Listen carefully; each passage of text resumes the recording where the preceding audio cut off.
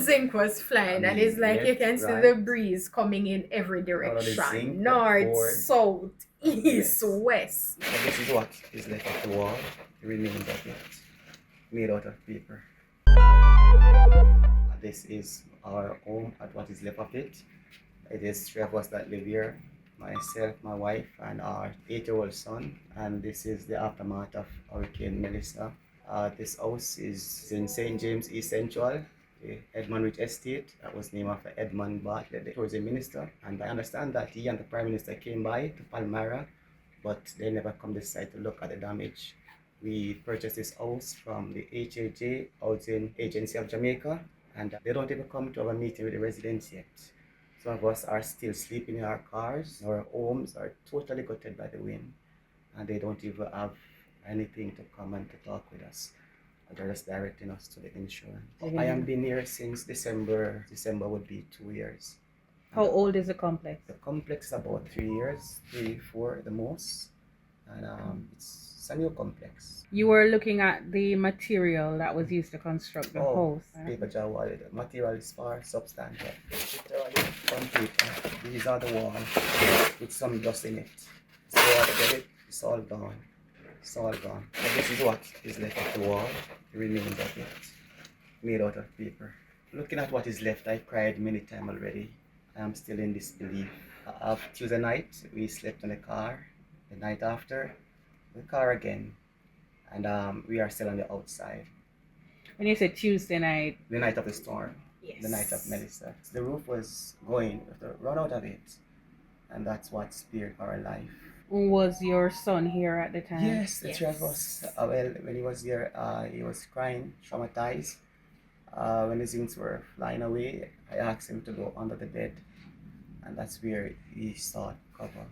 Given the location of the complex, when you heard about the warnings that we're gonna be having a hurricane that would potentially be catastrophic, did you at any point think that you were in any danger, or you had to evacuate, you had to leave? So the only thing we do, we buy food and water. It was never in our wildest imagination that any of the roof would have gone. It was never in our expectation, because I think a part of what they said that the roof are hurricane proof, and you can see the few hurricane straps that they used to hold the roof together. The board were not even in the concrete, and the very top of the concrete, so they all flew away in the wind. Prime Minister has just made some announcement to help for persons like you. They have offered a $500,000 grant and a 3.5 home improvement loan. How do you feel about this?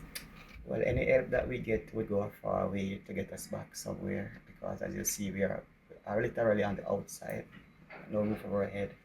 The announcements sound good when they are made, but I am hoping that the needs will really go where it's needed. Where's your son now? He's with his grandmother in Kingston, since Kingston was a better part. We couldn't keep him traumatized in the mess. Have you heard anything from the developers? Have you spoken with them? We haven't. We are in the process of trying to get a letter to them. Monday or Tuesday, I was told that they walked through, not to walk on any of the private property like you're doing to inspect the real estimate of damage, but there's a walk through to see. No conversation with the resident, as far as I know.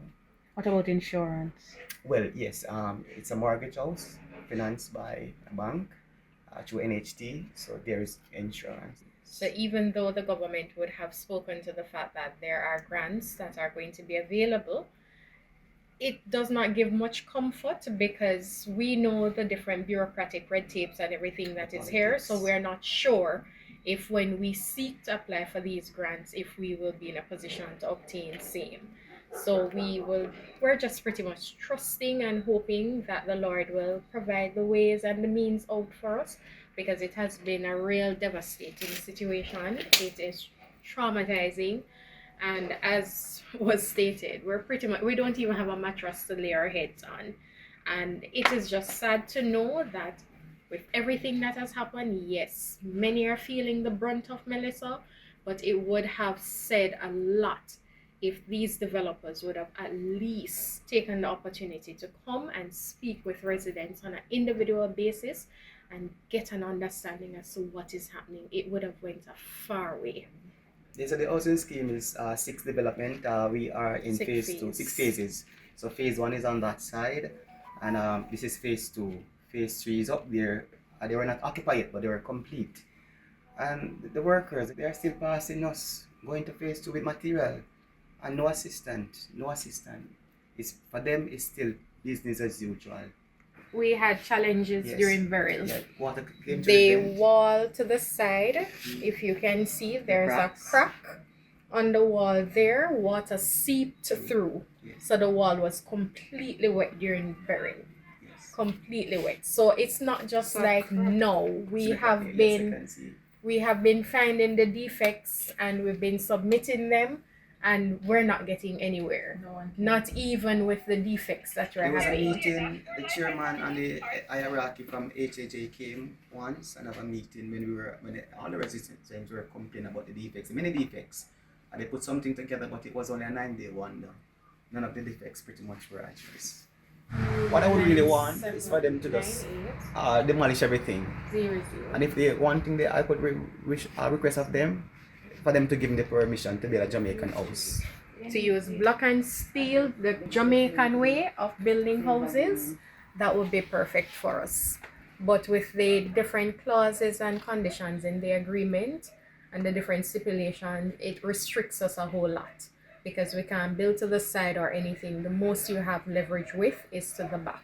So the clauses in the agreement, because we know that there's a lot of legal thing with that. So if we have the latitude to build on our own, it would be perfect because this not working and it makes no sense To repair it to have it repaired and get back the same substandard building.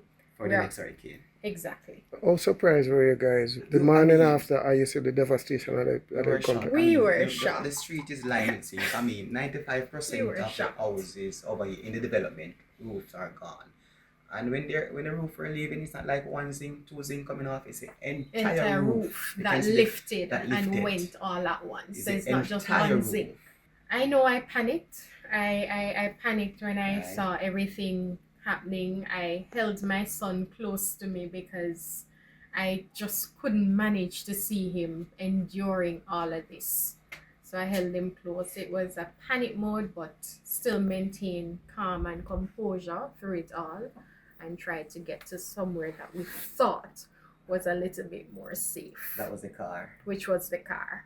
And even being in the car, feeling the wind swaying the car The car from is one damaged as side well. to When the we other. tried to move to a safe place, entire roof drop on the bonnet, you can see Right. the scratches out there. The zinc was flying, and it's like you Left, can see right. the breeze coming in every All of the direction, zinc, the north, board. south, east, Yes. west.